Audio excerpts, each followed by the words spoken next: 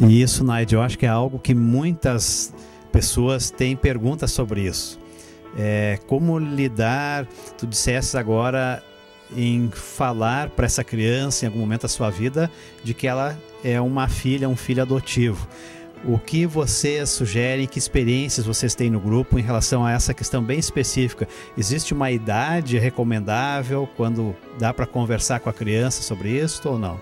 Olha, normalmente as crianças já vêm com a demanda, né? Mamãe, quando eu estava na tua barriga, mamãe, como é que foi assim? Como é que foi? E o que os psicólogos nos dizem é o seguinte: responda o estritamente necessário. Não começa a dar explicação para uma criança de 3 anos de uma coisa que ela não vai entender. Então a criança pergunta: mamãe, quando eu estava na tua barriga? Não, meu filho, você não estava na minha barriga. Eu fui te buscar no hospital. Sabe? Umas coisas, uma conversa simples que a criança entenda. E com o passar do tempo aquilo vai sendo uma coisa normal. E o mais importante, que a gente sempre diz, que adotar, o sinônimo de adotar é um sinônimo de amar. No momento que você ama essa criança, você ama esse filho, você não vai ter rejeição, esse filho vai te amar, você vai ser o pai, a mãe, vai ser a referência. O que a gente comenta no nosso grupo, que a gente fala, e inclusive eu falo em casa, é que existe o genitor e a genitora, que foram os que... A genitora foi aquela que te carregou na barriga, mas a tua mãe sou eu, porque eu te amo e eu cuido de ti. Ou seja, deveria ser um processo quase que natural, enquanto a criança vai se interessando e perguntando, então o pai e a mãe adotivo vão conversando na medida daquilo que ela pode entender. E jamais esconder, porque se a criança descobrir na fase de adolescência, isso aí é problema. A experiência mostra isso. É uma traição, né? Uhum. Poxa, ninguém me disse nada, eu fiquei sabendo pelos outros. Uhum.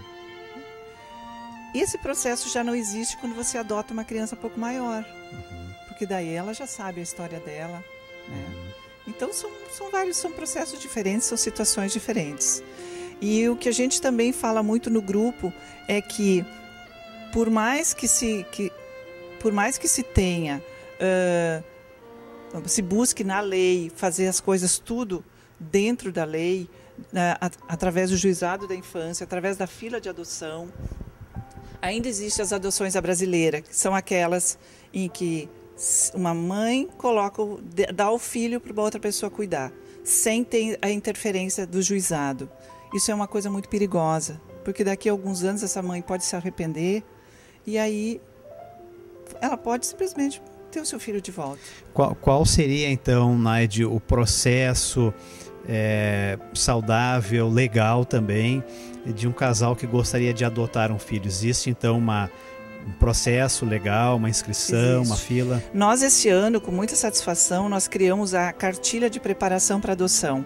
Essa cartilha, ela tem todas as informações que os casais precisam saber e ela é distribuída no Juizado da Infância. A pessoa se dirige ao balcão lá do Juizado da Infância e Juventude e diz: olha, eu quero me habilitar para adoção. Eles vão te dar uma relação de documentos, que são xerox, identidade, CPF, comprovante de endereço, aquelas coisas triviais. E é entregue essa cartilha para eles darem uma lida, já para ir se acostumando com os dizeres, com as palavras técnicas, com as coisas todas que existem em relação ao processo.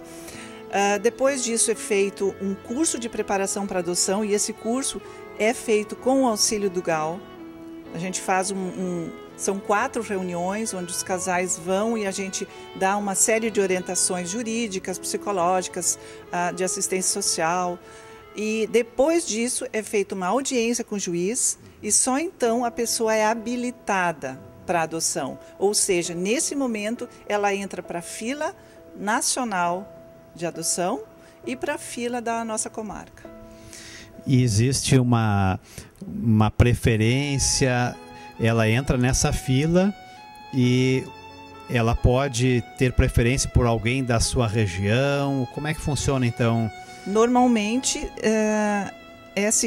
o que acontece?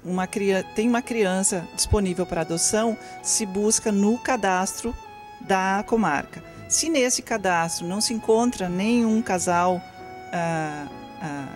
querendo aquela criança com aquele perfil, aí a assistência social do juizado vai em busca do cadastro nacional. E aí ela teve dois meninos que foram adotados e que foram para o Rio de Janeiro, através desse cadastro nacional, aqui de Lajeado. Eu penso também que muitas pessoas têm curiosidade em relação a tempo de espera. Pessoalmente também tenho ouvido situações onde a espera foi curta, outras vezes foi mais longa. Existe uma previsão? Isso tudo depende do perfil.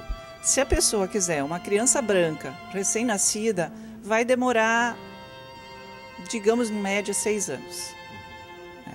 Se a pessoa... na nossa última reunião, a gente recebeu um casal que eles querem uma criança de 5 a 8 anos. Eles já receberam mais de 5 telefonemas de vários locais do Brasil com crianças à disposição.